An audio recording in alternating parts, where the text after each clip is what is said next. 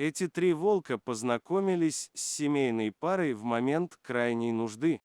Они очень голодали в лесу, так как, будучи маленькой стаей, они были не так эффективны в охоте. Тот день, когда Андрей встретил их во время прогулки по лесу, они никогда не забудут. Андрей был поражен, когда перед ним появились эти три волка. Конечно, волки в тот момент воспринимали человека не как друга, а как возможную добычу. Но все изменилось, когда Андрей вместо того, чтобы убежать, достал из своего рюкзака сочный свежий кусок мяса, который он принес, чтобы покормить других животных, с которыми недавно познакомился. Однако оказалось, что эти волки нуждались в еде гораздо сильнее. Поэтому он с радостью положил мясо на землю и отошел назад. Обычный человек сильно бы испугался, увидев волков так близко, но Андрей был спокоен. Он знал, что эти животные просто голодны, и, если он предложит им еду, они проигнорируют его и пойдут к еде. Они даже будут ему благодарны, так и случилось в этот раз. Положив еду на землю, человек ушел, пообещав вернуться на следующий день, чтобы повторить кормление. Постепенно он завоевывал доверие этих волков и решил, что со временем сможет приручить их. Так оно и произошло. День за днем человек возвращался в то же место, где находил волков, которые уже ждали его там и даже подходили к нему, чтобы он их погладил. Между ними завязались дружеские отношения. Андрей даже решил привести свою жену, которая тоже любила животных, чтобы она познакомилась с его новыми друзьями. Время шло, и вот однажды пришла долгожданная новость: Анжела наконец забеременела. Пара была счастлива этой вести, у них, наконец, будет долгожданный ребенок. Они сразу поспешили поделиться этой новостью со своими питомцами в лесу. Андрей помнит тот день, когда он и его жена пришли на встречу со своими любимыми волками и сообщили им новость. Кто-то может подумать, что это абсурдно, животные не понимают человеческую речь. Но Андрей готов поклясться, что эти животные поняли каждое слово и бросились на них, облизывая их, чтобы поздравить. Эта сцена навсегда осталась в памяти этой семейной пары. И в конце концов у Анжелы родилась прекрасная девочка. Соня, такое имя выбрали ей родители. Наконец мечта сбылась, и в течение 3 лет они были счастливы со своей дочерью. Они привили ей такую же любовь к животным. И когда девочке исполнилось 2 года, она познакомилась с волками, которые были частью их семьи. Для этой семьи это была обычная прогулка, ведь они полностью доверяли этим животным. К этому времени волкам было уже по 6 лет, они выглядели более взрослыми и крепкими, даже немного свирепыми.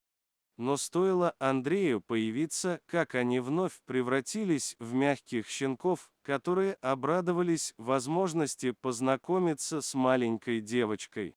Под присмотром Анжелы и Андрея они позволили Соне поиграть рядом с собой. Они бы никогда не причинили ей вреда. Это повторялось на протяжении всего года. Эти животные очень привязались к девочке, а девочка к ним. Для этой семьи стало традицией каждое воскресенье после церкви навещать своих верных друзей. Однако эта история принимает драматический оборот, когда в 3 года Соня заболела. Родители девочки были в отчаянии, не зная, что делать. У нее был жар, рвота и диарея, поэтому они решили отвезти ее в больницу, там приложили все усилия. К сожалению, Соня была объявлена мертвой. Это разбило сердце супругов. Они не могли поверить, что она ушла от них. Ее тело было передано родителям, и опустошенная семья организовала похороны девочки на местном кладбище. Туда пришли все жители деревни, включая друзей и родственников, чтобы разделить горе этой семьи, зная, как они боролись, чтобы Соня появилась на свет. Когда все закончилось, они вернулись домой, думая, что их жизнь уже никогда не будет прежней. Прошло 5 часов, когда им сообщили, что волки вырывают могилу их дочери. Пара удивилась, как такое возможно. Могли ли это быть те самые волки?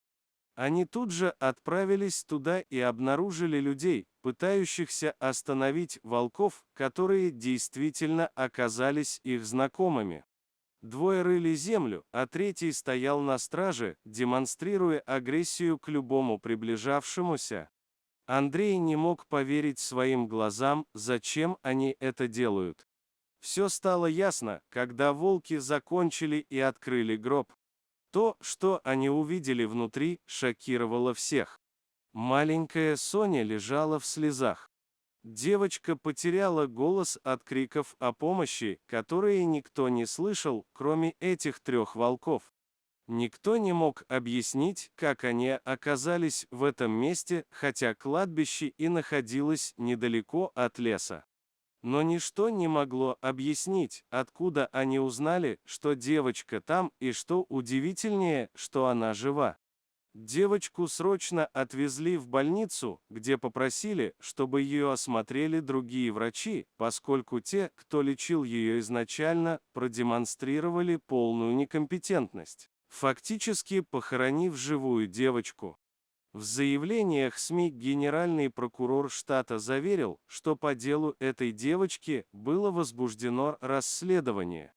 «Мы определяем некоторые направления расследования», – заверил он. «Врачи и больница будут судимы за халатность. Главное, что девочку удалось спасти благодаря вмешательству этих 3 волков. И после долгого пребывания в больнице она смогла поправиться.